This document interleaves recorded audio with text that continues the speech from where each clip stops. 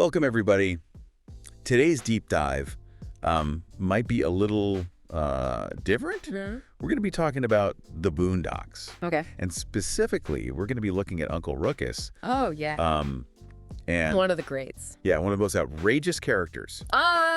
Very controversial. Television history, I think. Yeah, and outrageous for a reason, right? I mean, Yeah. Uncle Ruckus isn't just your average, like TV bigot. Yeah. He's a walking contradiction that forces us to confront the very uncomfortable realities of internalized racism. He's like a caricature.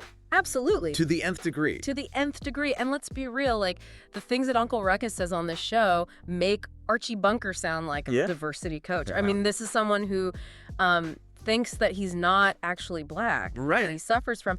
He's got that Revitiligo. revitiligo. I mean, who comes up with this stuff? Satire at its finest. Yeah. Right. By taking these stereotypes to the absolute extreme. I mean, the Boondocks is forcing us to confront the absurdity of these prejudices that sadly still exist in the real world today. Yeah, I mean, it's like they say, sometimes you got to laugh at the darkness to keep from trying. Absolutely. But what is with this constant,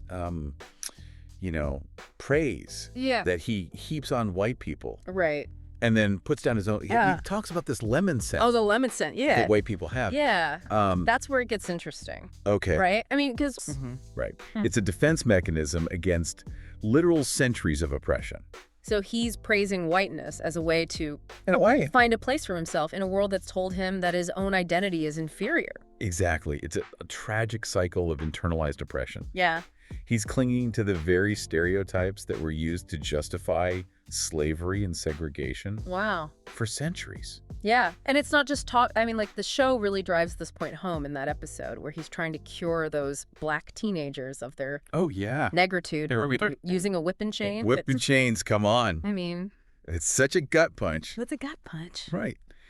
The Boondocks is forcing us to confront these really uncomfortable truths about history and how they continue to manifest themselves in the present. Yeah, it's like, hey, you think this is a joke? Right. Think again. They're using humor as like a Trojan horse Yeah. to deliver this really powerful social commentary. Right. And, it's not even necessarily about pointing fingers, right? Right. It's about understanding the root of the prejudice, Yeah. the psychological complexities that lead someone to internalize these really harmful beliefs.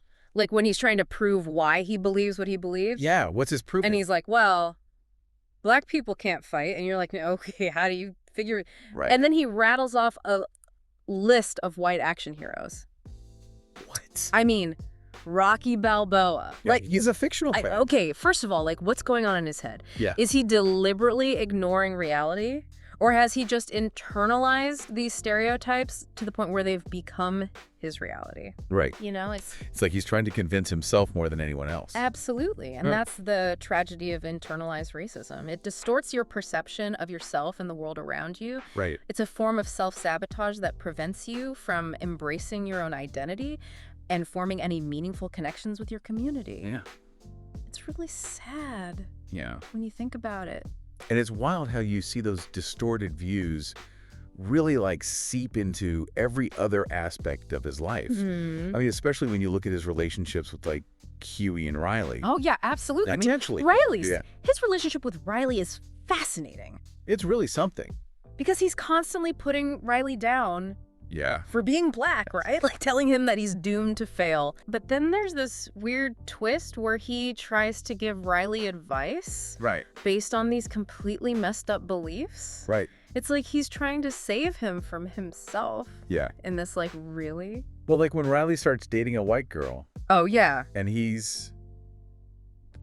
Yes. White fever. White fever. I mean, he claims that all black men get it because of how white women dress. Yeah. I mean, it's like he's simultaneously trying to distance himself from blackness, Right. but also policing how other black people behave, Totally. especially around white people. You hit the nail on the head. It's like internalized racism is full of contradictions. Yeah. Ruckus wants to be accepted by white society so bad. Right. I mean, he literally fakes a DNA test to prove it, Right. but he can't escape these stereotypes that he's internalized. It's just this constant push and pull. Yeah. And that makes you wonder, like, is there any hope for someone like that? Yeah. Can he ever break free from these beliefs, or is he just sort of destined to be Oh. trapped in this cycle? That's the million-dollar question, right? Yeah. And the Boondocks doesn't give us any easy answers. Right. But, there are these moments, Yeah. these glimpses of vulnerability Okay. where you see, like, just a flicker Yeah. of something else kind of, like, underneath the surface. Like when he's showing those little bits of affection towards Riley. Yeah, like when he tries to give him life advice, Right. even though it's coming from this place of prejudice.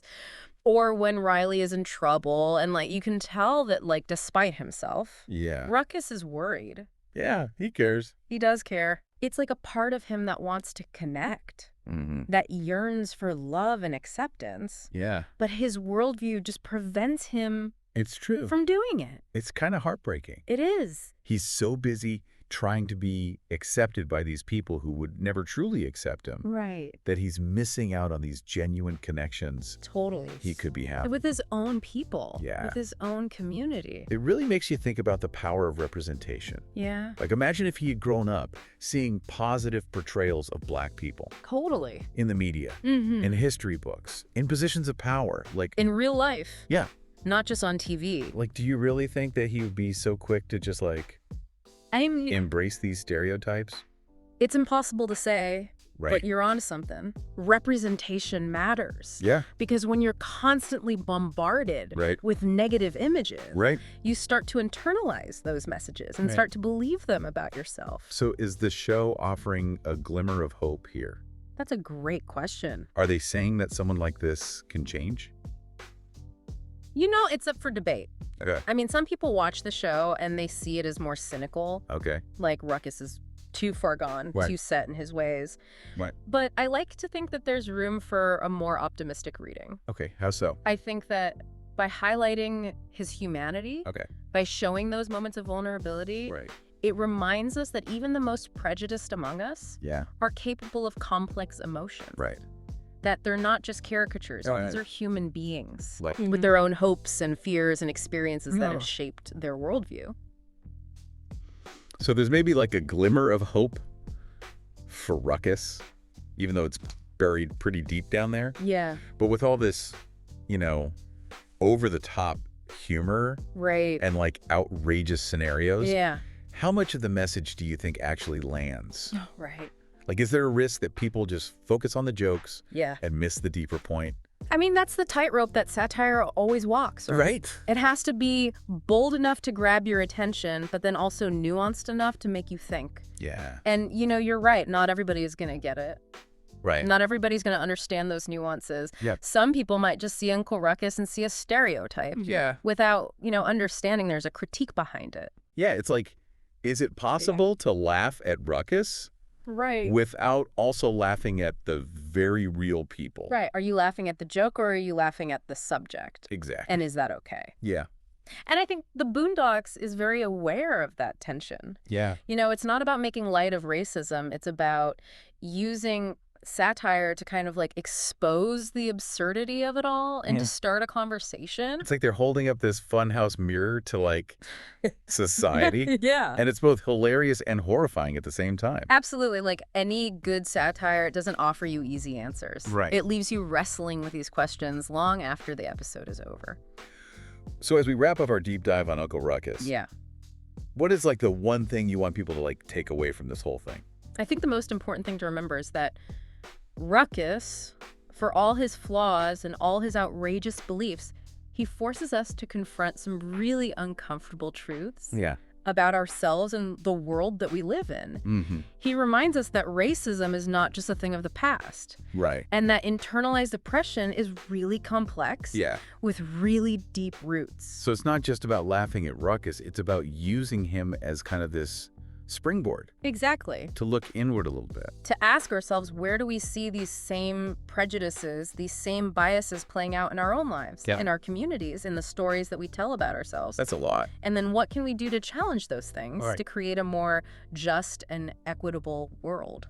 Those are some heavy questions to end on. Deep depth. But that's what we do here on the Deep Dive, right? That's right. We unpack the complexities, Absolutely. start the conversation, Did you get in there? and leave you with more to think about. There you go. So until next time, keep questioning, keep learning, and keep diving deep.